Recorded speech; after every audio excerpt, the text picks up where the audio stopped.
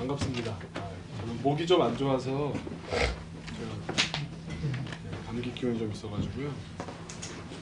상태가 좀 안 좋아도 넓은 마음으로 이해하시기를 부탁드리겠습니다. 짧은 간증 하나 하고 시작하려고 합니다. 하나님이 얼마나 좋으신 하나님인지 미국팀 데리고 제가 갔다 왔는데 저희가 싸게 갔다 오는 게 우리의 핵심 목표 아닙니까? 그래서 정말 싼 비행기표를 구했습니다. 그래서 미국 왕복 애틀란타 왕복 115만 원이라는 놀라운 가격에 지금 저희가 비행표를 사서 다녀오게 됐어요. 근데 한 가지 단점은 뭐냐면 국적기가 아닌 거죠. 대한항공이나 아시아나가 아니고 아메리칸 에어라인 AA라고 하죠. 본사가 달라스에 있어서 달라스를 거쳐서 가는 거예요. 가는 데는 편서풍 영향으로 빠른데 오는 게 이제 미국은 반대편이라 오래 걸리죠. 가는데 14시간, 15시간 더하기 2시간 반. 타는 시간만, 쉬는 시간까지 합치면 또 거의 한 20시간 가깝게. 올 땐 좀 더 걸리는 거고요. 게다가 희한하게 또 짐을 다 내렸다가 다시 붙여야 되는 거예요. 야, 보통 일이 아니다 생각해서 갈 때는 그래도 어린이들 같이 있고 재밌게 갔는데 저 혼자 돌아왔잖아요. 그래서 돌아올 때 혼자 이거 되게 참 재미없다. 옛날에 혼자 다니는 거 참 좋아했는데 이젠 안 그래요. 그래서 또 새벽 비행기였어요. 7시. 그러니까 공항에 한 5시 반 정도까지 가야겠다 싶어서 아침에. 근데 그 전날 여러분 혹시 뉴스 보셨는지 모르겠는데 아틀란타에 폭설이 내렸다고. 폭설이 2.5cm 내렸어요. 근데 2.5cm에 도시가 마비가 됐어요. 왜 그런가 했더니 그 시장이랑 주지사가 여긴 절대 눈 안 온다고. 절대 안 온다고 우리식으로 하면 염화칼슘이나 그런 하나도 안 사는 거예요. 다음날 했던 거 다 진다고. 다 녹는다고. 근데 이렇게 교량 구간들이 있잖아요. 그늘진 데. 이런 데 있다 보니까 차가 한두 대씩 돌아버린 거예요. 이렇게. 그러니까 그게 다 막히고. 저는 그냥 그렇다는 얘기만 듣고 저 있는 도시는 이제 애틀란타에서 1시간 정도 가 있으니까 편안하게 있었고요. 새벽에 나오려다 보니까 다른 사람한테 피해를 안 주기 위해서 캐트린한테 아는 택시 회사 있냐고 전화를 해서 이제 좀 사설로 이렇게 싸게 하는 거 있잖아요. 진짜 택시부터 해서 비싸니까 이제 야매로 이렇게 하는 친구를 연결을 해서 흑인 여자 친구인데 이렇게 자기가 잘하겠다고 열심히 하겠다고 이렇게 그래서 이제 혼자 이렇게 뷰익 같은 큰 차를 하나 갖고 왔어요. 아침에 차를 싣고 가는데 얘가 길을 이상하게 가는 거예요. 저도 졸다 깨다 왜 이러냐고 그러면 아니 가는 길이 내가 아는 길이 아닌가. 아니 지금 이스트로 가야 되는데 웨스트로 가고 막 맘대로인 거예요. 왜 이러지? 왜 이러지? 이 친구가 정말 고마웠던 게 뭐냐면 어디가 얼어 있는지를 지도로 다 해온 거예요. 얘가. 이렇게 해가지고요. 참 너무 감사하게 저는 그래서 편안하게 처음에 의심했었지만 나중에 믿음이 더 커지면서 그냥 잘 갔습니다. 재밌는 건 이거예요. 그게 달라스가는 국내선 공항이잖아요. 서 있었더니 저 멀리서부터도 다 백인 아니면 흑인인데 동양인 딱 4명이 모여 있는데 저만 보고 있는 거예요. 그쪽을 향해서 가는데 저쪽 나만 보면서 맞지 뭐 이러고 있어요. 그러니까 제가 한국 사람이냐 아니냐를 두고 이제 서로 이제 갑론을박을 하고 있는 상황이었던 거예요. 그래서 이제 뭐 머쓱하잖아요. 저만 보고 야 맞아? 아니야? 맞아? 아니야? 이러고 있어요. 서 있는데 한 분이 오더니 한국 분이시죠? 그러는 거예요. 예. 그랬더니 저희 좀 도와주세요. 그러는 거예요. 왜 그러냐고 그랬더니 저희를 꼭 도와줘야 된다고. 무슨 말인지를 못 알아듣겠다고. 그 데스크로 저희를 데려갔어요. 앞에 줄이 있는데 그냥 같은 그룹인 것처럼 저를 데려보고 가방도 막 들어다 주면서 같이 오시죠. 갔는데 상황이 어떻게 된 거냐면 전날 눈이 내린 거거든요. 거의 모든 아메리칸 에어라인 소속 항공기들이 다 결항이 된 거예요. 이분들은 전날 가셨어야 되는 분들인데 못 갔는데 영어가 안 통해서 어떻게 되는지를 얘기를 못 들으신 거예요. 표라고 하나 이렇게 찍어줬는데 영국을 돌아가는 비행기표를 주더래요. 미국에서 애틀란타에서 런던을 갔다가 한국을 오는 놀라운 비행기표를 이렇게 주셨다는 거예요. 그래서 아무리 자기가 상식이 없다고 이건 아니다 싶었다는 거죠. 그래서 이제 안 된다고만 하고 나왔고 다음날 그럼 무조건 아침에 얘기를 하는데 미국인 이제 그 담당하시는 분이 영 말이 안 통하니까 이제 불안하신 거죠. 저한테 이제 얘기를 좀 전해달라 그래서 뭐 어쩌고 저쩌고 저도 안 되는 영어 손발짓 하면서 이렇게 얘기를 하는 중에 이분들이 그렇게 얼굴이 행복해지는 거예요. 보니까 아빠, 엄마, 아들 친구예요. 근데 아빠, 엄마, 아들이 회사를 경영하고 있고 아틀란타에 무슨 그런 뭐 컨퍼런스 같은 데 왔다가 이렇게 뭐 시장 조사도 하고 만나고 샘플 가져왔다가 돌아가는 길인데 그렇게 돼버린 거예요. 네 분이 다 영어를 참 안 하시더라고요. 그래서 어떻게 하다가 이렇게 하게 됐는데 재밌는 거는 저한테 그러는 거예요. 그 직원이. 아니 그 안 되겠느냐 계속 물어보니까 아 자기 일하고 있으니까 말 시키지 말라고. 뭐 저래 또 저 아줌마는 막 표독스럽게 생긴 백인 아줌마가 찌들었어요. 보니까 자기도 계속 결항됐으니까 얼굴이 완전 이렇게 머리도 안 감아서 왜 이렇게 된 머리 있잖아요. 간신히 이렇게 두르긴 했는데 막 사이사이로 빈 공간도 보이고 막 이런. 근데 놀랍게도 한참 하다가 오케이 그러는 거야 아줌마가. 뭔가 봤더니 대한항공으로 바꿔주겠다고. 직항편으로. 게다가 최근에 A380으로 기종을 바꿨대요. 나르는 궁전으로 보내드리겠다고. 다만 출발 시간이 12시인데 괜찮겠냐고. 아멘이지 뭐. 내장만 되겠다는 거예요. 알았다고 잘해드리라고. 근데 그분들은 저한테 막 당신이 오셔서 일이 됐다고 구원자라고 그러고 막 저를 칭송하고 높이며 경배하기 시작하는 거예요. 그러니까 내가 한 게 없고 난 그냥 저분 한 대로 내버려 뒀을 뿐인데. 그러면서 이제 제 티켓도 이제 갖고 있었으니까 이러니 넌 어떻게 할 거냐고 저한테. 아니 뭐 되는 대로 해달라고 그랬더니 이러더니 또 그렇게 하더니 제 표까지 이렇게 바꿔줬어요.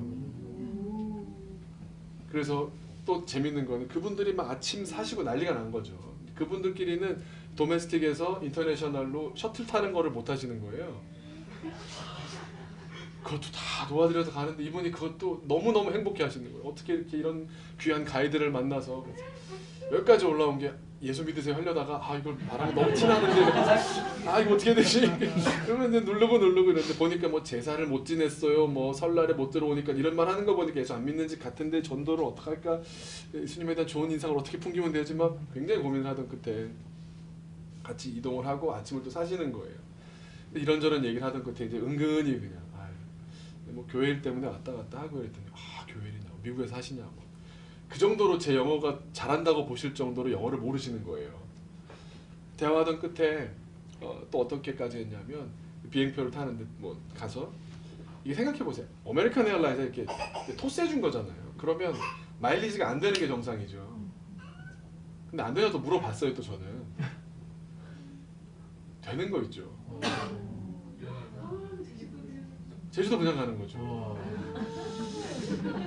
게다가 놀라운 게 뭐냐면 여러분 그 A380은 좌석이 500개가 넘어요. 그러니까 엄청 많은 사람이 채워져야 되는 곳인데 이상하게 아메리칸에서 그냥 토스한다고 되게 해주는 것도 이상하다 싶어서 갔더니 자리가 텅텅 빈 거예요. 세 자리에서 누워서 왔어요. 저 발법. 그분들은 한 사람도 네 자리씩 이렇게 다리 쫙 뻗고. 너무 놀란 게 착륙해서 가시는데 이분들이 안 나오세요. 주무시느라고. 이해가 돼요. 착륙하고 이러면 사람들이 긴장해서 깨나 100%잖아요. 얼마나 행복하신지 이분이 주무시더라고요. 계속. 그런 생각했습니다. 이번에 어린이들하고 얘기하면서 제일 큰 주제가 뭐였냐면 아침마다 애들이랑 경건회를 했거든요. 전날을 반성하고 또 일기 쓴 걸 가지고 나누고 하는데 이런 얘기를 꼭 했어요. 뭐라 그랬냐면 하나님 우리한테 다 주시는 하나님이에요. 근데 주실 수 없게 하는 요소가 있어요. 그게 우리 안에 있는 죄와 다툼들이야. 어린이들이요 미국 갔을 때 이렇게 했어요. 놀이터 같은 곳, 뭐 실내 놀이터가 되고 놀이 시설이 됐던 곳, 제가 이제 미리 파악을 다 하고 있잖아요. 그래서 1, 2, 3, 4단계가 있었어요. 갈수록 더 신나는 곳으로. 1단계가 척키치즈라는 곳인데 뭐 10불을 주면 코인 한 30개를 줘요. 코인 하나 넣으면 게임 한 번 할 수 있는 거. 뭐 핀볼을 하든지 뭐 공을 던지는 걸 하든지 비디오 게임을 하든지. 이거 하고 나면 또 그걸 한 걸 가지고 그 결과에 따라서 이렇게 뭐 티켓이 나와요. 티켓을 모아서 나중에 선물도 살 수 있고. 미치는 거예요, 애들이. 뭐 척키치즈라는 데 가서. 뭐 그것도 뭐 이렇게 미래 직업에 얼굴 사진 찍어서 카드 나오는 거 있는데 세진이 이걸 보고 막 빨고 막 좋아가지고 막 1단계를 하고 나서 이제 애들이 계속 척키치즈 또 가자고 그래요. 그래서 제가 그랬어요. 더 좋은 데가 있어. 애들이 어떻게 더 좋은 데가 있을 수 있냐. 여러분 우리가 똑같은 것 같습니다. 우리 생각엔 더 좋은 곳이 없다고 생각할 때가 참 많습니다. 우리가 경험이 적다 보니까 상상도 제한해버리더라고요. 그 다음에 척키치즈를 또 갔는데 이번에 제가 그랬습니다. 2배로 큰 척키치즈가 있어. 그런 게 어딨냐. 종류도 훨씬 많고 애들 더 많고 너무너무 재밌었대. 안 믿는 거예요. 시내 대형 몰에 있는 척키치즈가 있어요. 글로 내려갔더니 애들이 이제 어떻게 내가 놀아야 되는지 이해를 하는 마당에 3배, 4배 큰 거예요. 그러니까 놀이기구도 훨씬 많고 사람도 많고 막 거기서 뭐 척키치즈라는 동물 이 캐릭터가 나와서 춤추고 뭐 난리가 나요. 끝나고 왔습니다. 그 다음 날도 얘기할 때 더 좋은 곳이 있어. 애들이 그럴 수는 없다는 거예요.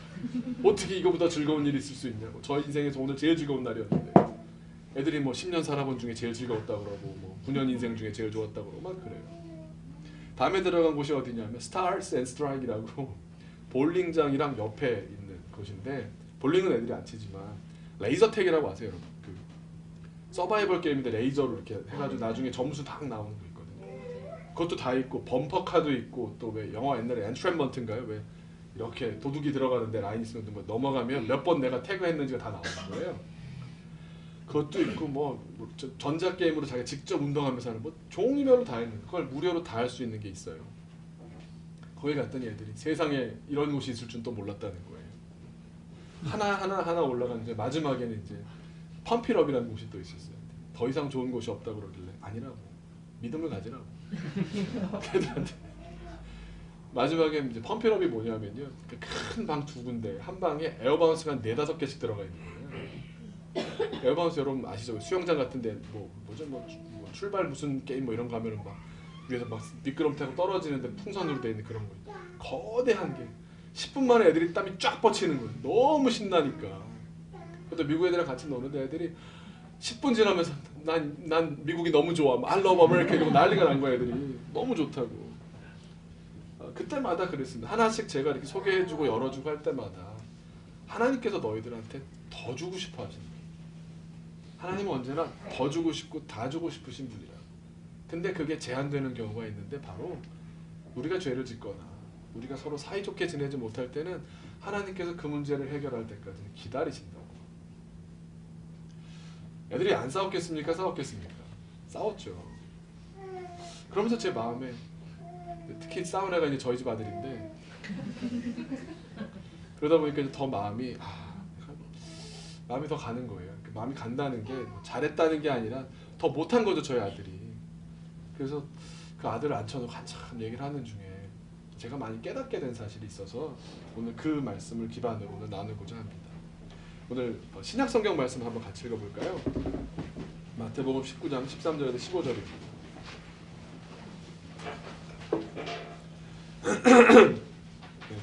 세 절 말씀 짧은데 같이 한번 읽어볼까요? 시작. 그때 사람들이 예수께서 안수하고 기도해 주심을 바라고 어린아이들을 데리고 오매 제자들이 꾸짖건을 예수께서 이르시되 어린아이들을 용납하고 내게 오는 것을 금하지 말라. 천국이 이런 사람의 것이니라 하시고 그들에게 안수하시고 거기를 떠나시니라. 네. 갑자기 설날이 아니라 어린이 주일 말씀 같은 본문을 왜 했을까 생각하시겠지만 어린이라고 생각하시고 본인에게 잘 적용해 보시면 귀한 말씀 될 줄로 믿습니다. 먼저 그래도 설날이잖아요. 그래서 옆에 있는 분을 쳐다보시면서 성경적으로 이렇게 인사를 나누겠습니다. 새해 복 많이 누려. 누려. 반말과 존댓말 잘 이렇게 하시고. 네. 이번에 미국 가면서도 제 마음에 한 가지 목표가 있었습니다. 뭐냐면 제가 자주 나간다고 부러워하시는 소나로님 같은 분도 있는데 장소나 거리나 기간이 중요한 게 아니라 어떻게 하면 우리 어린이들이 건강하게 성장할까, 우리 자녀들이 또 우리 교인들이 뭐 일부니까 어떻게 하면 잘 건강하게 성장할 수 있을까 고민하면서 그 고민에 대한 결과로 미국 비전 트립을 기획했고 진행을 했습니다. 어떻게 하면 성장할 수 있을까? 이게 저희들 고민입니다. 그 생각만 하면서 이제 아이들 5명을 데리고 이제 출발을 한 겁니다. 분위기가 엄마 아빠들도 같이 가고 이러니까 딱 그리고 또 같이 못 따라가신 집 아이들이 있잖아요. 그래서 임시 엄마를 배정을 했어요. 그래서 정선규님은 우리 정영규로 이제 아들 이름을 성을 바꿔가지고 영규는 이제 너는 정영규다 이러고 그다음에 이제 엄민석 군이랑 같이 엄윤님님의 아들로 이렇게 맞춰서 이제 엄마와 아들 이렇게 그런 식으로 그림이 됐습니다. 그래서 겉으로 볼 때는 그냥 흡사 아빠 어디가 랑 흡사했습니다. 뭐 그런 분들에게는 엄마 어디가였겠지만 아빠와 아이 혹은 엄마와 아이가 함께 여행을 가고 이야기를 나누고 생활해가는 모습 한번 생각해 보시면 어떻습니까? 되게 예쁘죠? 아름답고 흐뭇하고 따뜻할 것 같고. 그런데 시작은 그렇게 아름다운 드라마처럼 희망찬 출발을 했는데 또 저 역시도 아이들하고 이렇게 거리감 있는 편이 아니어서 부담스럽게 출발하진 않았는데 하루하루 일정을 진행해 가다 보니까 제가 한 가지 중요한 점을 간과하고 있었다는 것을 깨달았습니다. 그 깨달음을 오늘 나누고자 하는 건데요. 아빠 어디가에서 보시면 거기 나오는 아이들이 다 천사처럼 나옵니다. 우리 요 동네 아래 조금 내려가면 윤후가 요 동네 산대요. 네, 밥 먹다가 봤어요. 정말 천사 같을까요? 정말 어린이들이 천사라고 생각하십니까? 일단 조카는 자녀하고 달라요, 여러분들. 제가 아는 어린이들에 대한 이해를 기반으로 말씀드리건데 저는 천사가 아니다라고 생각합니다. 어른들의 기대에 맞게 어른들이 보고 싶은 장면만을 연출해서 프로그램을 잘 만들었지 않았을까? 오히려 좀 비판적이긴 하지만 그렇게 생각합니다. 여러분, TV 프로그램은 상품입니다. 잘 팔려야 하는 상품처럼 잘 시청하도록 만들어야 합니다. 더 많은 시청률이 더 많은 광고주의 투자를 이끌어내고 또 그러기 위해서는 시청자의 눈에 거슬리는 아빠와 자녀의 진짜 심각한 갈등이 나온다거나 혹은 어린이 하나라도 토라지고 마음이 상해서 계속 울고 있다거나 그래서 오랜 시간 달래고 설득해야 되는 상황이 벌어진다면 아마 과감히 편집해버렸을 겁니다. 만약 그렇게 편집하고 이런 일들로 이렇게 하면서 진행이 되었었다면 이 프로그램이 아마 있는 그대로라기보다는 보여줄 수 있는 것만으로 방송을 진행한 셈이 될 것입니다. 방송 프로그램이 갖는 속성과 어린이들에게 중심 역할을 하는 이 아빠 어디가 사이에는 어린이들을 설득하고 정말 잘 다루는 굉장한 교육 전문가가 있거나 혹은 강력한 특효 처방이 있지 않을까 생각해 봤습니다. 좀 충격적인 얘기지만 제가 있던 연동교회 청년에게 직접 들은 얘기입니다. 요즘도 방영하고 있다. 저 요즘 하는 줄 몰랐는데 우리 아이가 달라졌어요. 잘 아세요? 네. 저 초기에는 한참 많이 봤었는데 그 비밀이 있답니다. 어쩜 아이가 그렇게 떼쓰고 엄마 속 다 뒤집어 놓고 완전히 정말 지옥 앞에 있는 애 같은 그런 애들이 이렇게 싹 변하냐고. 단박에 딱 변하는 변화시키는 전문가가 있는 게 아니랍니다. 특별한 방법이 있는데 뭐냐면 약을 준답니다. 진짠데? 이상한 거예요? 아니면 놀라신 거예요? 아니면 당연히 그렇겠지라고 생각하신 거예요? 놀란 거세요? 당연히 약 주는 장면이 TV에 나오지 않습니다. 카메라를 끈 사이에 화학적인 처방을 하는 겁니다. 물론 몸에 해로울 수준의 약은 아니겠지만 방송 정서상으로나 또 연출의 진행상 이야기 등장해서는 안 되기 때문에 공공연히 말하지 않을 뿐입니다. 다만 자막이나 나레이션이나 또 이렇게 광고주가 나오잖아요. 그때 이제 표현이 좀 나오는 겁니다. 그런 것을 병행하는 것이 도움이 된다 정도로 살짝 쳐주기만 한답니다. 믿기 어려우시죠? 그 이야기를 해준 청년이 그 약을 파는 제약회사 홍보팀에 있었습니다. 그러면서 그거 프로그램 계속 지원 나가면서 상당한 판매 신장이 있었다고 그렇게 얘기하는 걸 들었습니다. 제가 뭐 아빠 어디 가도 그럴 것이다 라고 한 번 사람이 속고 보니까 계속 그러다 이게 아니라 제가 드리고자 하는 말씀은 어린이들이 다 천사도 아니고 그렇기 때문에 또 한 번에 딱 바뀌지도 않을 뿐더러 또한 어린이들을 잘 인도해야 하는 목사나 부모도 그렇게 자격이 될 법한 사람들이 아니더라는 걸 말씀드리고 싶었습니다. 우리는 우리의 자녀들을 보면서도 그저 우리가 보고 싶은 대로 우리가 믿고 싶은 대로 딱딱 방송 시간 50분 안에 잘 맞춰 해결되기를 그렇게 잘 끝내지기를 바랍니다. 그리고 그렇게 됐을 때 그 시청을 계속합니다. 그러나 아무리 어린이라고 해도 사람이 그렇게 쉽게 변하는 게 아닙니다. 그 상황과 그 실제와 오늘 본문 말씀이 약간 상치되는 것 같습니다. 예수님께서 천국이 바로 이런 어린이들의 것이라고 말씀하십니다. 어린이들이 천사 같지만은 않다고 말씀드리면서 왜 갑자기 이런 말씀을 드리냐? 어린이들에게 무슨 요소 한 가지가 있기 때문에 그 요소만큼이 너무 소중하기 때문에 하늘나라를 위해서는 어린이들의 이 요소가 반드시 있어야 한다라고 말씀하고 있는 겁니다. 뭘까요? 네? 순수함. 조금 더 멋있는 말로, 순수함이 틀린 말이 아니라 맞는 말이거든요. 이런 말입니다. 한마디로 전적인 의존성입니다. 어린이들이 하늘나라에 들어갈 수 있는 유일한 이유 한 가지는 전적인 의존성입니다.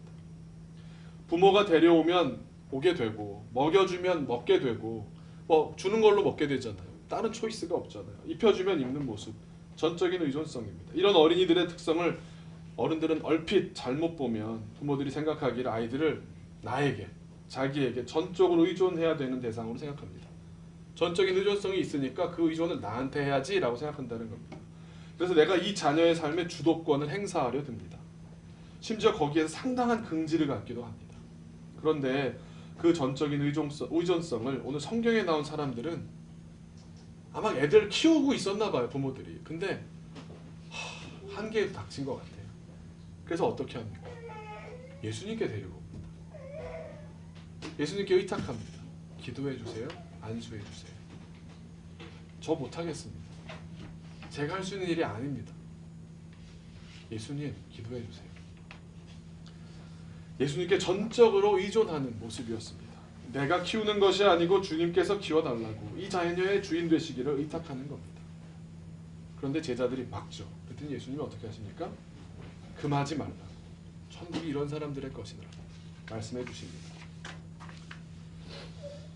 구약 성경에 보면 되게 재밌는 편집이 되어 있는 부분이 있습니다. 편집이라고 우리식으로 표현한 거지만 성경의 구성이 아주 막 스펙타클하고도 재밌는 부분이 자녀 교육에 아주 상반되는 내용이 삭삭삭삭 이렇게 되어 있는 데가 있어요. 오늘 구약 본문 말씀입니다. 사무엘의 이야기입니다. 사무엘 잘 아시죠? 사무엘의 어머니는 한나. 네. 기도로 낳은 아들에게 얼마나 애정이 컸겠습니까? 그러나 한나가 하는 일은 뭡니까? 아들을 하나님께 바칩니다. 하나님의 손으로 키워주시기를 간구합니다. 사무엘상 2장 11절을 보시면 이제 한나의 남편 엘가나가 사무엘을 제사장에게 맡겨두고 오는 장면이 나옵니다. 2장 12절 보시면 지금 사무엘상을요 여기 말고도 많이 볼 거거든요. 한번 찾아놔 주시면 좋을 거예요. 사무엘상 2장을 한번 더 펼쳐놔 주시기 바랍니다. 네. 11절에 이렇게 나옵니다. 엘가나는 라마의 자기 집으로 돌아가고, 그러니까 엘가나는 아빠죠. 그 아이는 제사장 엘리 앞에서 여호와를 섬기니라. 어린 아이임에도 여호와 하나님을 섬기는 환경을 만들어줍니다. 나에게 전적으로 의존하는 게 아니라 교회, 하나님 앞에 전적으로 의존하도록 그런 환경을 만들어줍니다. 근데 바로 뒤 이어서 12절에 극명한 대비를 보여주는 인물들이 나오는데 12절이 이렇게 나옵니다. 엘리의 아들들은 행실이 나빠 여호와를 알지 못하더라. 같은 공간에 살게 된 사람들인데 같은 공간 안에서 천국과 지옥이 있는 겁니다. 전혀 딴판입니다. 이렇게 사무엘상 2장과 3장을 보시면 두 집안의 자녀들이 어땠고 또 그 결과 어떤 최후를 맞이하게 됐는지가 계속해서 교차하면서 나타납니다. 한 집은 어떤 집입니까? 그 교육의 중심이 엄마였습니다. 유대인 사회에서 인구 숫자에도 들지 않았던 일개 여인의 교육, 한나의 교육이었습니다. 그런데 또 다른 한편엔 당대 최고의 민족의 리더였던 제사장 엘리, 그 집안의 교육이 극명하게 갈리고 있는 겁니다. 사무엘의 어머니 한나의 교육은 이랬습니다. 사무엘상 2장 18절입니다. 사무엘은 어렸을 때 세마포 에봇을 입고 여호와 앞에서 섬겼더라.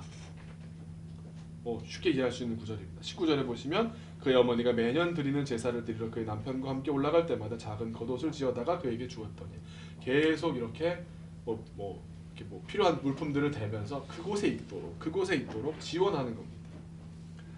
21절 하반절은 이렇게 나옵니다. 이 아이 사무엘은 여호와 앞에서 자라니라. 엄마의 서포트로 인해서 이 아이가 어떻게 자라느냐? 여호와 앞에서 자랍니다. 분명하죠. 한나의 교육은 이것 한 가지였습니다. 자녀 교육의 핵심이 바로 자기에게 의존시키는 것이 아니라 내 아들로 키우는 것이 아니라 하나님의 아들로 키우는 겁니다. 하나님 앞에서 자라도록 모든 상황과 여건을 만들어주는 교육이었습니다. 그 결과 사무엘이 어떻게 자라납니까? 26절입니다. 아이 사무엘이 점점 자라매 여호와와 사람들에게 은총을 더욱 받더라. 그와 정반대로 엘리 제사장의 아들들 때문에 사무엘에게 내리신 말씀이 있습니다. 엘리 집안 이렇게 될 거야 라고 누구에게 얘기하시냐면 그거를 사무엘에게 얘기하세요. 사무엘상 3장 13절입니다. 내가 그의 집을 영원토록 심판하겠다고 그에게 말한 것은 그가 아는 죄악 때문이니 이는 그가 자기의 아들들이 저주를 자청하되 금하지 아니하였음이니라. 자기의 아들들이 죄악을 저지른다는 이야기를 듣고 또 알고 나서 엘리 제사장이 어떻게 했습니까? 어떻게 했길래 주님께서 이렇게 마음먹게 되신 겁니까? 2장 22절로 25절을 보시면 22절에 이렇게 나옵니다. 엘리가 매우 늙었더니 그의 아들들이 온 이스라엘에게 행한 모든 일과 회막문에서 수종드는 여인들과 동침하였음을 듣고, 어제 본문으로 만들었는데 보면은 재물을 가지고 막 혼자 막 갈고리로 끌어다가 뭐 선금 이제 갈취하는 거죠. 거의 지금으로 말하면 그것 외에도 회막에서 일하는 사람들과 동침했다는 겁니다. 그런데 이 이야기를 들은 이 엘리 제사장의 반응이 어땠냐는 겁니다. 죄를 지을 수 있겠죠. 근데 거기에 대한 어른의 반응이 어땠냐는 겁니다. 23절입니다. 그들에게 이르되 너희가 어찌하여 이런 일을 하느냐? 내가 너희의 악행을 이 모든 백성에게서 듣노라. 자기가 직접 파악 못하고 있는 겁니다. 듣는 겁니다. 내 아들들아 그리하지 말라. 내게 들리는 소문이 좋지 아니하니라. 소문에 엄청 신경 쓰고 있죠. 너희가 여호와의 백성으로 범죄하게 하는도다. 사람이 사람에게 범죄하면 하나님이 심판하시려니와 만일 사람이 여호와께 범죄하면 누가 그를 위하여 간구하겠느냐 하되 그들이 자기 아버지의 말을 듣지 아니하였으니. 아버지의 말씀에 권위가 없습니다. 이미 다 선을 넘어버린 아들들에게 이제 와서 이렇게 얘기한들 해결되지가 않는 겁니다. 이는 여호와께서 그들을 죽이기로 뜻하셨음이더라. 이어서 27절로 29절을 보시면 하나님께서 엘리에게 이 상황을 어떻게 파악해야 되는지 객관적으로 가르쳐 주시는 장면이 나옵니다. 27절을 보시면 하나님의 사람이 엘리에게 와서 그에게 이르되 여호와의 말씀에 너희 조상의 집이 애굽에서 바로의 집에 속하였을 때 내가 그들에게 나타나지 아니하였느냐? 이스라엘 모든 지파 중에서 내가 그를 택하여 내 제사장으로 삼아 그가 내 제단에 올라 분향하며 내 앞에서 에봇을 입게 하지 아니하였느냐? 다시 말하면 이어서 좀 더 하면은 이스라엘 자손이 드리는 모든 화제를 내가 내 조상의 집에 주지 아니하였느냐? 무슨 말이냐면 너와 너의 집은 특별한 축복을 받았다는 사실을 환기시켜 주시는 겁니다. 지금 네가 감사해도 보통 감사해야 될 상황이 아니야. 너네 집안만큼 은혜 받은 집안이 없어. 감사를 해도 10배는 더 해야 돼. 그런데 지금 이 정도밖에 아니야. 이겁니다.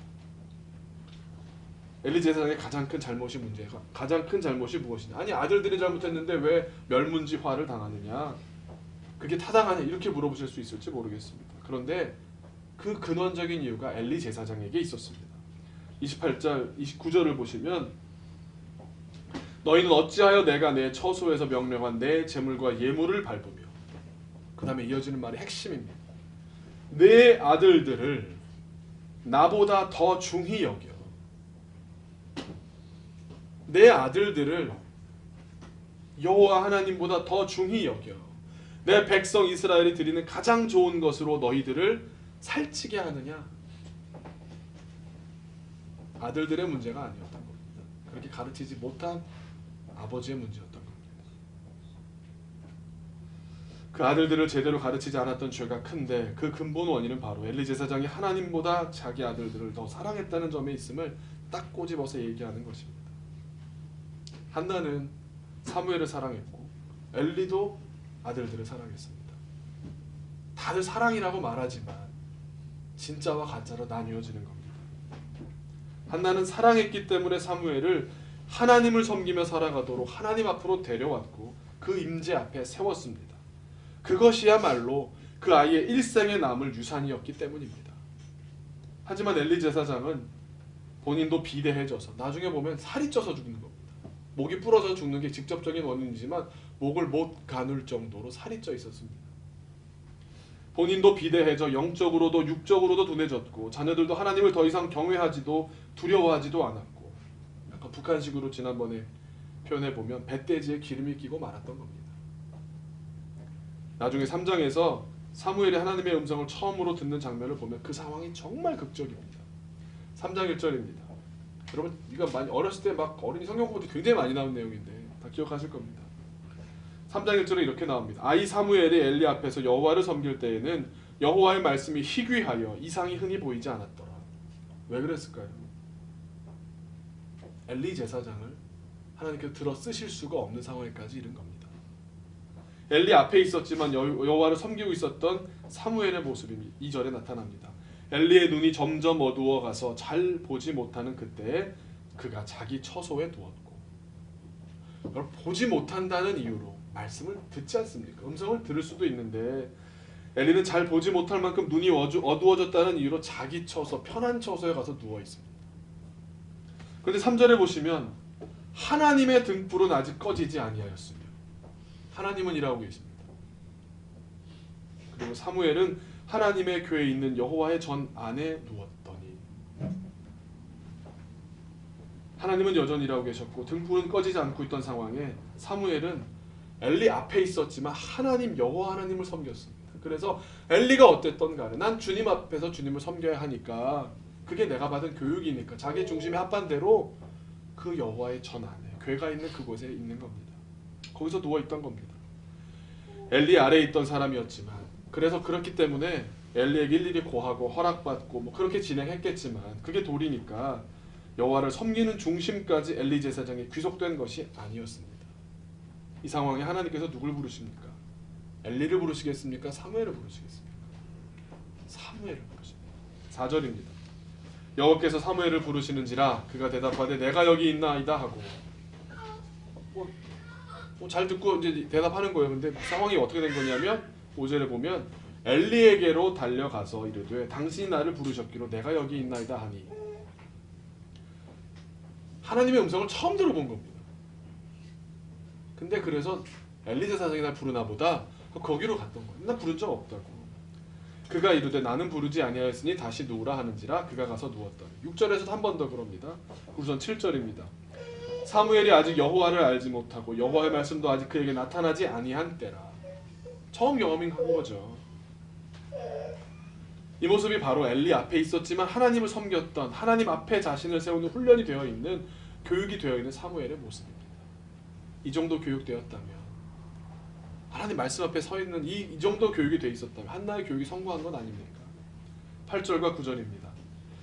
여호와께서 세 번째 사무엘을 부르시는지라 그가 일어나 엘리에게로 가서 이르되 당신이 나를 부르셨기로 내가 여기 있나이다 하니, 엘리가 여호와께서 이 아이를 부르신 줄을 깨닫고 이제 알게 된 거죠. 그러면서 엘리가 사무엘에게 이르되 가서 누웠다가 그가 너를 부르시거든 내가 말하기를 여호와여 말씀하옵소서 주의 종이 듣겠나이다 하라 하니, 이에 사무엘이 가서 자기 처소에 누우니라. 그리고는 말씀하셨고 10절에 보면 여호와께서 임하여 서서 전과 같이 사무엘아 사무엘아 부르시는지라 사무엘이 이르되 말씀하옵소서 주의 종이 듣겠나이다 하니, 말대로 순종하죠. 그래서 어떻게 됩니까? 엘리 제사장의 집안이 몰락할 것임을 사무엘에게 예언하시는 겁니다. 여러분 이게 놀랍지 않습니까? 사무엘이라는 사람이 어리건 간에 장성했건 간에 정말 예언자자 선지자로서 처음 주신 말씀이 제사장의 가문이 멸망할 것을 얘기합니다. 처음 들었던 말씀이 너도 제사장이나 다름없게 되고 너도 이제 뭐 선지자가 될 터인데 제사장 가문도 몰락할 수 있다는 걸 얘기해 줍니다. 사무엘에게 분명히 가르치시는 하나님의 뜻이 담겨있지 않겠습니까? 아까 읽었지만 13절을 보시면 내가 그의 집을 영원토록 심판하겠다고 그에게 말한 것은 그가 아는 죄악 때문이니 이는 그가 자기 아들들이 저주를 자청하되 금하지 아니하였음이니라. 죄를 알고도 죄에 관대하다면 결국 멸망을 피할 수 없다는 말씀이셨습니다. 그리고 사무엘은 그 말씀이 실제로 이루어지는 것을 자기 두 눈으로 똑똑히 보았습니다. 엘리의 목이 부러져 죽고 아들들이 전장에 나가 죽는 것을 보았습니다. 그런데 놀라운 것은 무엇입니까? 엘리 제사장이 어젯밤에 뭐라고 말씀하시냐고 아침에 일어나니까 묻는 겁니다. 자기는 이제 듣는 귀도 없고 믿음도 떨어진 상태에서 사무엘이 그걸 말하기 쉬웠겠습니까? 망하신대요. 이게 되겠습니까? 15절입니다. 사무엘이 아침까지 누웠다가 여호와의 집에 문을 열었으나 그 이상을, 자기가 본 이상을 엘리에게 알게 하기를 두려워하더니, 두려워하죠. 그랬더니 16절에 정말 나이든 나쁜 종교적인 사람들의 모습이 나옵니다. 엘리가 사무엘을 불러 이르되 내 아들 사무엘아, 아들아, 이러는 거죠. 네? 그가 대답하되 내가 여기 있나이다. 좀 연출을 해보시면 좀 재밌잖아요. 따라해보세요. 사무엘아, 내 아들아. 시작. 그 마음을 이제 회유하는 거잖아. 회유. 그랬더니 내가 여기 있나이다. 이것 해보세요 한번. 네. 순진한 아주 그냥 그 시작. 내가 여기 있나이다. 아, 잘 안 되네. 그랬더니 17절에 그럽니다. 이르되 내게 무엇을 말씀하셨느냐. 청하노니 내게 숨기지 말라. 청하다가 그 다음에 넘어갔는데 어떻게 나가냐면 내게 말씀하신 모든 것을 하나라도 숨기면 하나님이 내게 벌을 내리시고 또 내리시기를 원하노라. 협박.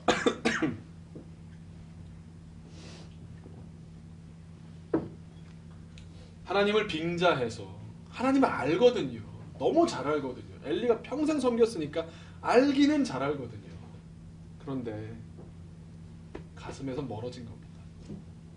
그 상황에 이제 하나님을 잘 아니까 빙자할 줄도 알고 하나님을 이용해 먹기도 굉장히 아주 교묘해진 겁니다.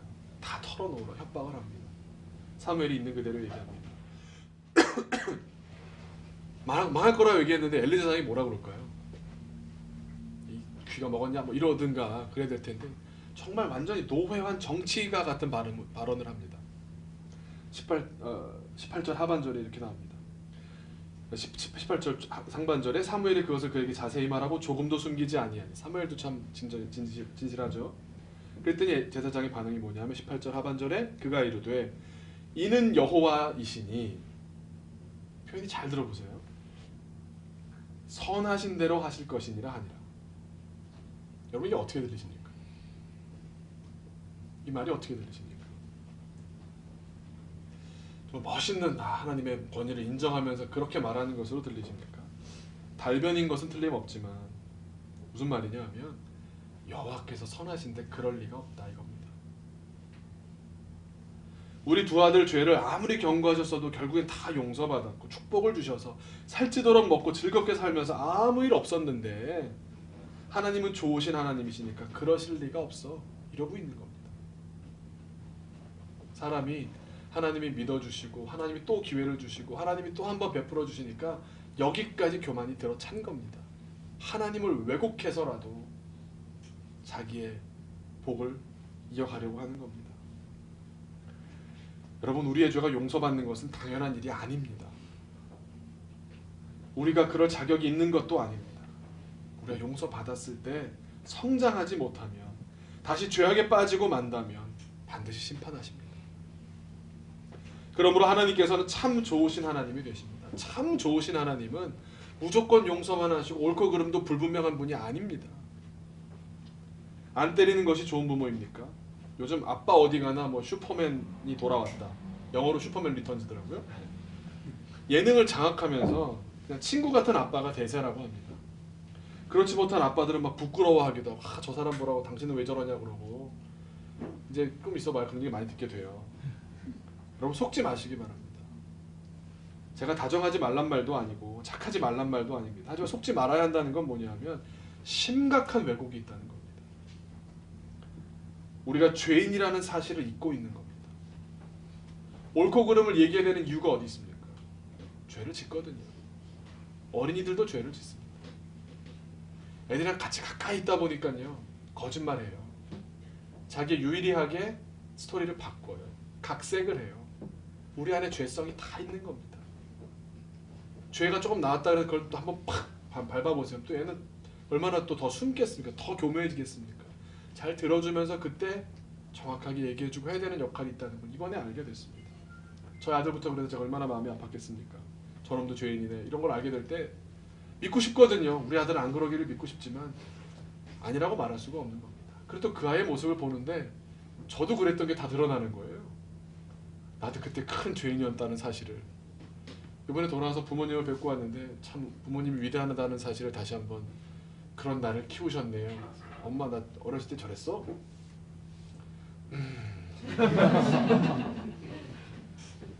옆에 있는 분한테 한번 인사하시기 바랍니다. 엄마는 위대하다. 엄마는 위대하다. 여러분 우리 안에 죄성이 있어요. 어린이라 할지라도요. 자기에게 유익한 쪽으로 스토리를 바꿉니다. 모른 척하기도 하고요. 다 그럽니다. 그런 사람들은 이상적으로 생각합니다. 모든 게 다 받아들여줬으면 좋겠어. 친구 같은 아빠가 내 얘기 다 들어줬으면 좋겠고 엄마도 나를 다 받아주기만 하면 좋겠어. 맞는데 옳고 그름에 대한 선까지 침범된다라는 것은 문제라는 겁니다. 이런 내용을 나중에 가르치면 되겠지. 제가 아직 어린데 뭐 지금부터 그렇게 세게 하나. 결코 그렇지 않습니다. 나중에 어른 되면 이 얘기 절대 못합니다. 괜히 싫은 소리 했다가 나중에 어른 됐는데 싫은 소리 하면 어떻게 됩니까? 사이가 나빠지잖아요. 그게 두려워서 뭐 절대 말 안 합니다. 싫은 소리 하면 그 자리에서 듣는 척 하죠. 다 듣는 게 좋다는 얘기는 다 배웠으니까. 하지만 계속 마음에 담아있으면서 그 사람에 대한 증오가 싹 듭니다. 그렇지 않습니까? 그리고 또 요즘 사람들이 어디 또 저를 비롯한 우리 모두가 남의 얘기 듣습니까? 하나님 말도 안 듣는데 사람 말들이 얼마든지 안 들을 수 있지 않습니까? 성경에 나온 위인들의 공통점이 있습니다. 그것은 뭐냐면 하나님을 경외했다는 겁니다. 하나님에 대한 중심이 분명했다는 겁니다. 흔들릴 수 있습니다. 실수할 수 있습니다. 완벽한 사람은 없습니다. 그러나 오뚜기처럼 누울 수 있지만 다시 돌아올 수 있을 만한 무게중심이 확실하다는 겁니다. 사무엘과 같이 어릴 때부터의 교육의 힘이 어떤지 또는 바울과 같이 하나님을 크고 깊게 깨달은 사건에 의해서든지 어쨌든 하나님께 대한 중심이 바로 잡혔던 사람들이 결과적으로 하나님께서 쓰시는 사람들이 됩니다. 이것이 가장 소중합니다. 무엇을 교육해야 되느냐, 무엇을 우리 자녀들에게 남겨야 되느냐, 이겁니다. 그 중심입니다. 다윗을 보십시오. 왕을 위시해서 모든 백성들의 간절한 염원을 이루어냅니다. 스타가 됐습니다. 다들 좋아해 줄 줄 알았습니다. 골리앗을 꺾고 블레셋을 물리쳤습니다. 근데 그 결과가 뭡니까? 죽이려고 왕이 창을 던집니다. 지명수배를 당합니다. 안 죽으려고 미친 사람 흉내를 냈어야 했고 동굴 속에 숨어서 혹은 피해 다니면서 살아야 했습니다. 여러분 이게 세상입니다. 요셉은 어땠습니까? 아니 이상한 여자가 와가지고 유혹하는 거 아니라고 분명하게 얘기했는데 오히려 내가 강간 미수범이 되지 않습니까? 이게 세상이라니까요. 여러분 실력 있다고 인정받습니까? 실력만 쌓으면 나중에 세상이 알아주겠거든요. 그렇습니까? 박수 쳐줍니까? 다윗만 봐도 여기까지 갔으면 세상적으로 다윗은 망한 인생입니다. 지명수배 당하고 있지 않습니까?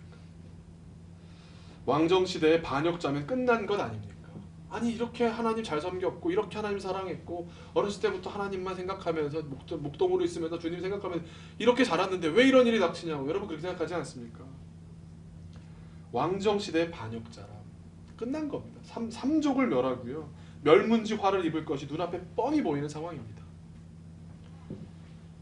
게다가 목숨이 위태로운 일생일대의 위기를 맞아 쫓겨다니는 다윗에게 그럼 하나님께서 그나마 가끔 나타나셔서 사무엘상 한번 읽어보세요 여러분. 나타나셔서 위로해 주셨다더라 이런 말씀이 나오는 줄 아십니까? 안 나와요. 제가 몇 번을 읽었어요. 근데 그 동굴에 갈 때 주님께서는 함께 계셔서 그의 손을 잡아주셨다더라 한 번이 안 나와요. 주어가 다윗이 블레셋이 사울이 하나님이 안 나와요. 뭘로 살았겠습니까? 다윗이 자기 중심으로 산 겁니다. 주님 말씀하시지 않아도 그분은 살아계시고 내가 주님께 나아가고 위로하지도 않고 말씀도 없어진 데다가 게다가 심지어 한참 쫓겨다닐 그 즈음에 자기한테 기름 부어주었던 사무엘도 세상을 떠나고 맙니다. 마지막 선지자마저 세상을 떠나고 맙니다. 답답하기 그지없는 시간들입니다. 그 와중에 재미난 것은 뭐냐 하면 다윗도 자기 중심에 따라서 자기 믿음을 따라서 말하고 행동하고 사울도 자기 중심과 자기 믿음을 따라서 행동합니다. 둘 다 하나님을 잘 압니다. 다 교회 우리식으로 말한다 교회 다니는 사람들이지 않습니까? 그런데 재밌게도 또 두 사람 다 하나님의 이름을 거론합니다. 근데 전혀 다른 방향성을 갖고 있습니다. 사울은 하나님의 이름을 빌어서 하나님의 사심을 두고 맹세를 한다고 하면서 다윗을 죽일 명분만 만들어냅니다. 이건 거의 하나님을 빙자하는, 하나님의 이름을 개인의 욕망을 위해서 망령되어 일컫는 것입니다. 다윗은 어떻습니까? 이 고난을 끝낼 수 있는, 사울을 죽일 수 있는 기회를 가졌음에도 그 중심 때문에, 이 중심만 없어서 그냥 죽여버리면 끝나는 건데 그 중심이 있어서 하나님 앞에 있기 때문에 여호와의 기름 부으신 자를 차마 죽이지 못합니다. 그것도 2번씩이나. 그래서 온갖 굴욕과 고난을 당하면서 계속 피해 다닐 수밖에 없었습니다. 하나님을 이용하는 삶이 아니라 하나님 앞에서 사는 삶이었습니다. 다윗은 끝까지 자기 중심에 부끄럽지 않게 행동합니다. 여러분 시편 141편을 보면 얼마나 절절하게 그 심정이 다 느껴지는지 모릅니다. 한번 제가 읽어보겠습니다. 여호와여, 내가 주를 불러 싸우니 속히 내게 오시옵소서.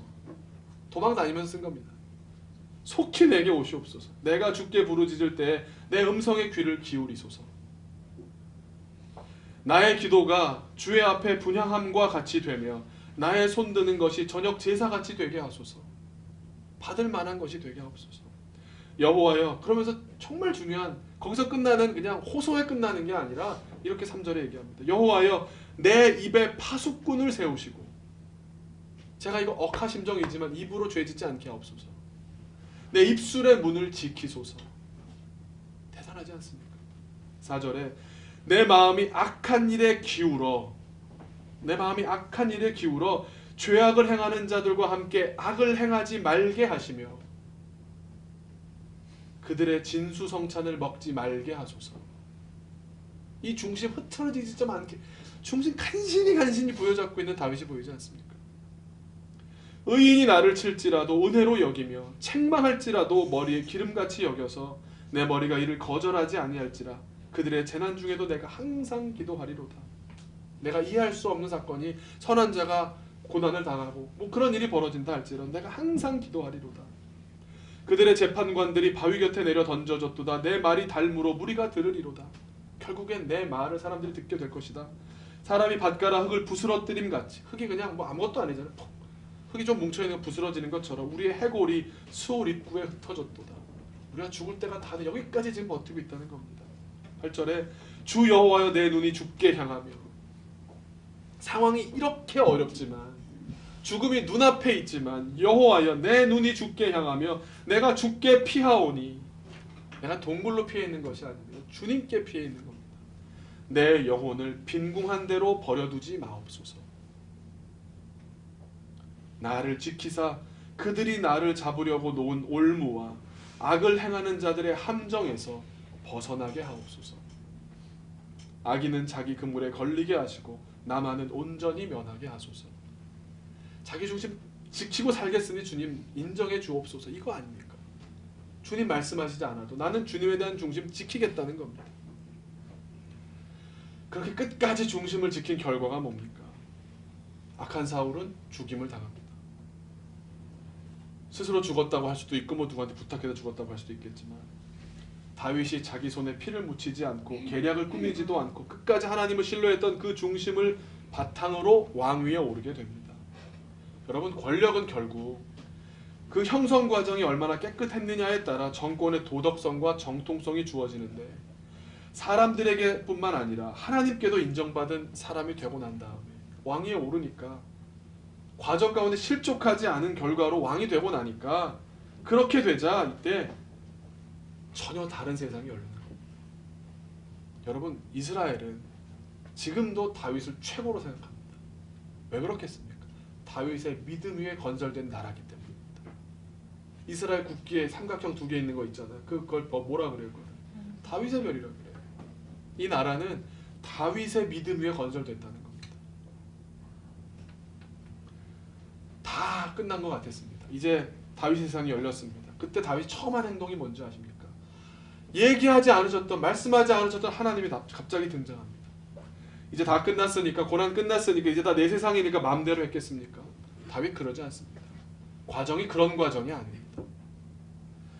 과정이 다윗을 만들었다라는 것을 보여주는 대목이 나옵니다. 오랜 동안 성경의 사무엘상에서 말씀드린 대로 사울이, 다윗이, 블레셋이 계속 이렇게 나오다가 하나님께서 말씀하지 않으셨는데 사무엘하 2장 2절, 사무엘상이 끝나고 새로운 시대가 열려서 사무엘하 2장 2절이 이렇게 나옵니다. 그 후에 다윗이 여호와께 여쭈어 아뢰되, 모든 일이 끝나고 나서 하나님께로 다시 나옵니다. 하나님께 여쭈어, 여호와께 여쭈어 아뢰되 내가 유다 한 성읍으로 올라가리이까. 이제 어디다 성읍을 정해야 되고 제가 어떻게 해야 됩니까? 여호와께서 이르시되 올라가라. 단답형으로 말씀하십니다. 다윗이 아뢰되 어디로 가리이까? 이르시되 헤브론으로 갈지니라. 친구랑 얘기하는 것 같아요. 바로 하나하나 상세하게 친밀하게 대화하고 있는 모습입니다. 이렇게 주님과 가까이 있는 이 친밀한 믿음 위에 왕국이 건설된 것입니다. 다시 한번 말씀드리지만 이스라엘 역사 가운데 다윗 왕조가 가장 최고의 왕조로 기억되는 이유는 이 다윗의 중심이, 그의 믿음이 그 혹독한 과정을 통해 가장 아름답게 성숙하고 성장해 있었기 때문입니다. 고난의 골이 깊을수록 하나님께서 높이시는 영광의 정점은 높았습니다. 그러니 우리는 어떻게 살아야 하며 우리의 자녀들에게 무엇을 가르쳐야 하겠습니까? 많은 분들이 우리 자신이 이런 고난을 겪을까 두려워서, 또 부모들은 내 자식들이 이런 고난을 겪을까 두려워서 그저 평안한 길만 다니려 하고 내 자식들도 평안한 길로만 안내해 주려고 합니다. 그래서 걱정 마, 엄마가 있다. 홍도야 오지 마라, 오빠가 있다. 사람이 해결할 수 있을 게 아니지 않습니까? 이걸 해결이 안 되는 것 아닙니까? 해준다고 얼마나 해주겠습니까? 돈이 그렇게 많습니까? 힘이 그렇게 뛰어납니까? 감각이 그렇게 탁월합니까? 잘해도 당하는 게 세상입니다. 요셉도 그랬고 다윗도 그랬고 모세도 그랬습니다. 세상 사람들은 계속해서 평안하냐 아니하냐, 세상적인 관점에서 계속 그걸 물어봅니다. 그런 사람들은 내가 살아본 경험으로 자녀들에게 또 내 미래의 평안한 삶을 기획합니다. 그런데 그렇게 기획한 대로 됩니까? 조금 내가 성취해본 거, 그거 하나 붙들고서 이렇게만 살면 되겠지, 그거 가지고서 지금 미래를 예측하고 예비합니다. 내가 공부를 해봐서 아는데, 내가 회사를 경영해봐서 아는데, 내가 좀 해봐서 아는데, 내가 학위를 해봐서 아는데 그거 붙잡고 있지 않습니까? 우리의 계산대로 평안이 이루어집니까? 중요한 기준은 어떤 순간에도 하나님 붙잡을 수 있는 중심이 분명하냐, 그렇지 못하냐. 중심이 분명한 사람이 되려고 우리 스스로 애써야 하고 중심이 분명하도록 가르쳐야 할 줄로 믿습니다. 주님께 오는 발걸음을 막지 마십시오. 스스로 막는 사람들도 많습니다. 주저하지 마십시오. 전적으로 의존하기 위하여 주님 앞에 나오는 것을 두려워하지 마십시오.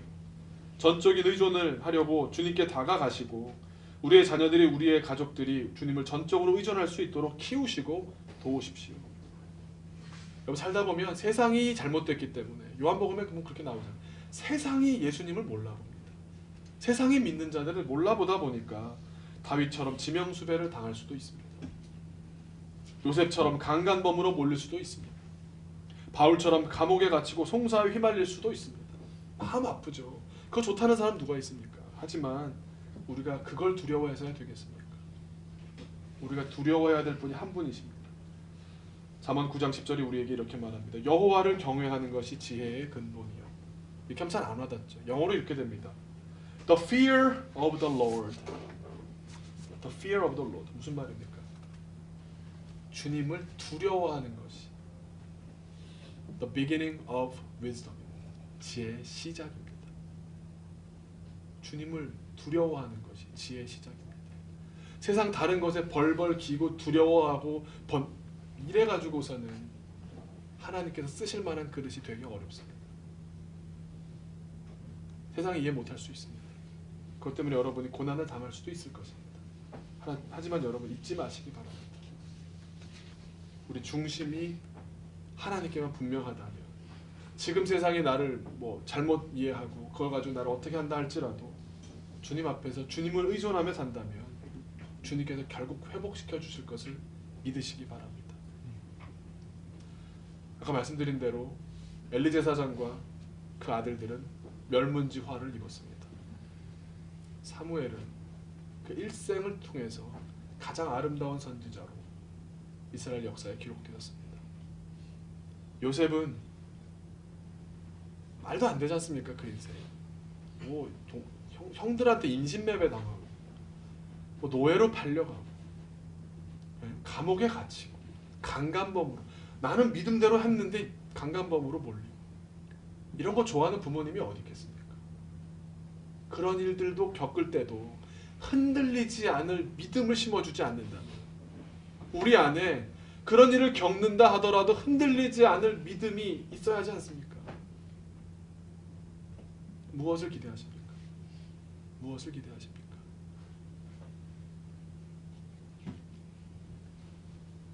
사람의 계획이, 사람의 계산이 옳지 않습니다. 아틀란타에서 그 일이 벌어졌을 때 많은 언론들이 이렇게 얘기하는 겁니다. 세계 몇 대 도시인 아틀란타가 고작 1인치 눈에 무너지다니. 도시가 마비가 됐습니다. 그 시장이 나와서, 주지사가 나와서 인터뷰하는데 정말 미국 사람이 저런 표현을 쓰나 그럴 정도. 이럴 줄은 몰랐답니다. 우리 인생에 이럴 줄은 몰랐습니다라는 말로, 내 계산이 틀렸다는 말로 만약에 내 인생이 거기서 끝난다면 여러분 어떻게 하시겠습니까? 산이가 동생이랑 싸웠습니다. 동생 한 명과 싸웠다기보다는 주로 일방적으로 때린 것 같습니다. 몸에 있기 때문에 이제 펀치가 강하지 않나 싶은데, 아들을 붙잡고 조용히 이제 앉혀놓고 얘기를 하게 됐습니다. 산아, 왜 그랬는지 먼저 쭉 얘기를 들으니까, 뭐 그럴 애들끼리잖아요. 그러니까 그럴 만한 이유가 아예 없는 건 아니었겠죠. 다 들으니까 이해는 되는데, 그랬습니다. 아빠가 잘못 키운 것 같아. 미안해. 아빠가 목사가 아닌가 봐. 가장 가까운 아들한테도 내가 하나님을 잘 못 전했네. 얘가요, 그 파워 바이블 이런 거 거의 외워요. 박철범 변호사님을 가끔 곤경에 빠뜨리고는 하거든요. 많은 걸 외우고요. 머리가 다 이렇게 돼 있어요. 과학, 뭐 수학, 뭐 이런 걸로 다 돼 있어요. 근데 마음으로, 삶으로 드러나지 않는 거예요. 근데 그 모습이 딱 저예요. 제가 이번에 가서 산이를 계속 제지하니까 제 마음도 불편하고 걔도 불편하고, 그러다가 제가 한 가지가 딱 떠오르는 겁니다. 산이를 가졌을 때 하나님께 제가 기도하지 않았거든요. 주시면 감사하고 믿음으로 잘 키우겠습니다 이런 마음만 먹었는데, 제가 마음으로 품고 있었던 꿈이 있었어요. 저도 그걸 몰랐는데 이번에 애를 보면 생각이 났어요. 두 가지였는데, 아빠랑 아들이랑 캐치볼 하는 꿈이 있었어요. 야, 받아! 아빠 받아요? 아 그래? 아들! 멋있잖아요. 이 아들 있으면 그런 꿈이 있거든요. 운동을 저도 좋아하니까. 산이는 이번에 미국 대학 농구를 보러 갔거든요. NCAA 조지아 대학 밴더빌트랑 경기를 보러 갔는데, 네, 게임을 하더라고요. 그 앞에서 엄청난 미모의 그 치어리더들이 난리를 치고, 뭐 농구를 뭐 덩크를 하고, 뭐 이만한 사람들이 뭐 눈앞에 이렇게 하는데도 게임을 하더라고요. 아, 주님이 그 꿈은 안 이루어주셨구나. 뭐 이렇게 그 뭐죠, 그 마스코트 입은 사람들이 막 계속 경기장 왔다 갔다 해요. 그 관중석을. 그러면서 장난치면 그때도 좀 좋아하고 지나가면 다시 또 게임. 또 하나가 제가 바랬던 게 뭐냐, 하나님한테까지 얘기한 게 아니라 마음에, 아니 아들이랑 말을 잘하는 아들이었으면 좋겠다고. 이렇게 막 서로 얘기하면서 막 논리적으로 해요. 얼마나 아빠랑 아들이랑 재밌겠다.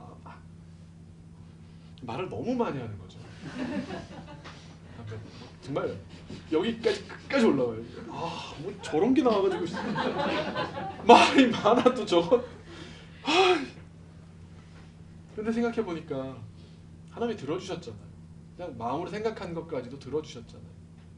또 운동도 뭐 선수가 될 거는 아니지만 그냥 하자 그러면 또 안 하는 건 아니잖아요. 다 주셨다는 거를 그제서야 깨달았어요. 그냥 마음으로 품고 있었던 것까지도 하나님은 다 생각하시고 기억하시고, 아들한테도 내가 같이 운동하자는 얘기를 안 해서 그렇지 하자면 너무 좋아하거든요. 나도 이걸 운동을 시키려고 그런 게 아니라 아빠랑 아들의 관계를 위해서 그런 거. 생각해보니까 조금 생각을 바꿔보니까 내가 운동을 치러하는 게 아니라 아빠랑 관계 맺는 걸 못 해봐서 그런 거구나. 하나님께서 다 주시더라고요. 자기 생각한 것까지 다 이루어 주시더라고요. 근데 내 마음에 아이에 대한 마음이 열리지 않아서, 사랑이 준비되어 있지 않아서 하나님께서 좋은 관계로 인도하시는 거기까지 인도를 하실 수가 없나 보다 생각하게 됐습니다. 여러분, 우리 주님이 다 주시는 주님이십니다. 에덴 동산 다 만들어 놓으시고요. 사람들이 그런 질문 많이 해요. 왜 동산 중앙에다가 그걸 세우냐고. 선악과, 그리고 또 하나님 째짜 그거 하나 따먹었다 그럴 수가 있냐고. 여러분, 그 동산 중앙에 반드시 있었어야 했습니다. 그거 없으면요, 자기 보세요. 이름 다 지었죠, 아담이. 뭐 자기 맘대로 할 수 있죠. 반드시 교만해졌을 거예요. 하나님이 하나님 되심을 알게 하는 장치가 있었던 겁니다. 근데 그거를 범접하지 않습니까? 우리가 그렇다니까요. 내가 아들의 컨트롤러가 되고 내가 아들의 주제자가 되려고 했더라고요. 하나님 다 주시면서 이제 네가 사랑해 라고 말씀하시는데 나는 다스리려고 하고요, 막 찍어 누르려고 하고요, 이렇게 하지 라고 하고 그러고 있었더라고요. 하나님이 다 주십니다. 감사함으로 받으시고 사랑으로 나누셔야 합니다. 그리고 나도 그렇고 우리의 자녀도 그렇고 우리 주변에 있는 사람들도 다른 것이 아닙니다. 중심이 하나님께 분명한 사람으로 내가 그런 사람이 되어야 하고 우리 자녀들이 그런 자녀들이 될 수 있도록 그 믿음을 전수해 주어야 하고 또 내 주변에 있는 사람들도 나를 통해서 그런 영향을 받도록 해준다면 세상 살면서 받는 많은 오해와 힘든 일이 왜 없겠습니까? 많은. 그럼에도 불구하고 주님 때문에 살 힘이 나지 않겠습니까? 결국 요셉은 감옥에서 총리가 됐고요. 다윗도 그 지하 동굴 같은 그런 생활에서 왕이 되지 않았습니까? 그 과정 가운데 실족하지 않았기 때문에 결과적으로 그가 세운 나라가, 그가 준비한 계획이 인류를 구원하지 않습니까? 요셉은 인류를 구원한 일에 쓰였고요. 다윗은 믿음의 백성 이스라엘을 새롭게 하시는 도구로 쓰였습니다. 그만큼은 아니라 할지라도 우리가 편한 것만을 따라가고 평안함만 추구하는 것이 아니라 주님 앞에 바로 서기를 추구한다면 주님께서 새로운 선물을 우리에게 허락해 주실 것이라 믿습니다. 주님 앞에서 주님께 의존하며 사시기를 주님의 이름으로 축원합니다. 제가 기도하겠습니다. 이 시간 우리 신약 말씀처럼 주님 앞에 나아오는 그냥 순전한 마음, 주님 기도해 주세요. 제 힘으로 안 됩니다. 제 힘으로 안 됩니다. 자녀 안 됩니다. 내 직장 안 됩니다. 내 미래 안 됩니다. 내 2014년 많은 계획들 내 힘으로 안 됩니다. 주님께서 내 삶의 주인이 되어 주옵소서. 내가 동산 중앙의 나무에 계속 마음이 가고 있었습니다. 내 삶은 내 것이라고 주장하고 있었고 내 자녀들은 내 것이라고 주장하고 있었고 내 사업을, 내 작품을, 내 하는 많은 활동들을 내 것이라고 주장하고 있었습니다. 하지만 주님, 이제 다시 고백합니다. 주님 앞에 무릎 꿇습니다. 안수하여 주옵소서. 기도하여 주옵소서. 주님의 방법으로 해결되는 역사를 허락하여 주옵소서. 순전한 마음으로 주님 앞에 나아가 내 삶을 주님께 드리기를 소망합니다. 같이 기도하겠습니다.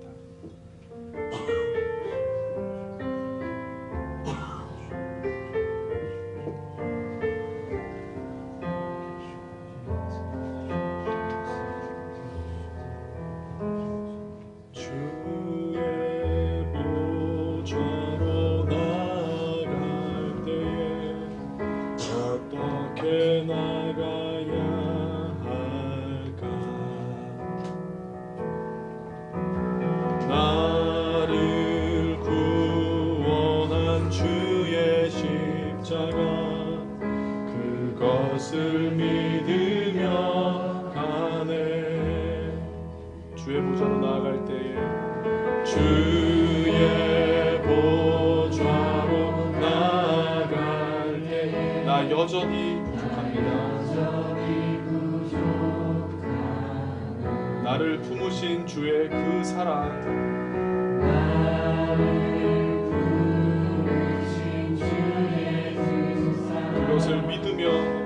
그것을 믿으며 가네. 자격 없는 내 힘이 아닌 자격 없는 내 힘이 아닌 오직 예수님의 보혈로 오직 예수님의 보혈로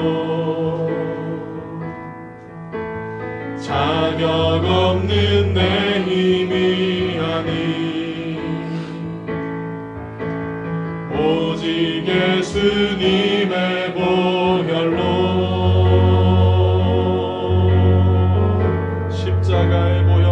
십자가의 보혈 완전하신 사랑 힘입어 나아갑니다.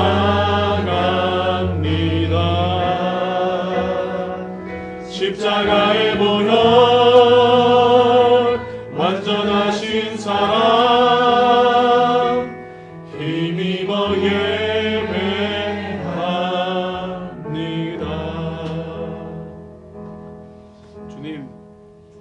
우리가 조금 아는 것, 조금 경험한 것 들고 우리 인생을 살아보려 했던 것 주님 앞에 내려놓습니다. 주님께서 나를 만드셨고 주님께서 나를 살리셨는데 우리는 그만한 주님의 권위를 인정해드리지 못하고 삶의 주권은커녕 작은 권위도 내어드리지 못하고 있지 않습니까? 주님, 우리의 삶 가운데 혹 어려운 일이 있을 수도 있고 예상치 못한 어려움에 삶 전체가 흔들리는 것 같은 그런 순간이 찾아올 수도 있겠지만 주님, 우리에게 믿음 더해 주옵소서. 깊이 뿌리 내린 믿음 허락하여 주시고 다시 중심 잡을 수 있는 잘 자리한 믿음 허락하여 주셔서 그 모든 과정을 통해서 결국 다시 우뚝 일어날 수 있는 과정 가운데 실족하지 않고 입으로 실수하지 않고 그렇게 주님 바라보면서 주님께 피신한 믿음의 사람들 되게 하여 주옵소서. 우리 중심교회를 중심교회라 불러주시니 감사합니다. 그 중심이 분명한 주님의 백성들이 다 되게 하여 주옵소서. 예수님의 이름으로 기도하옵나이다.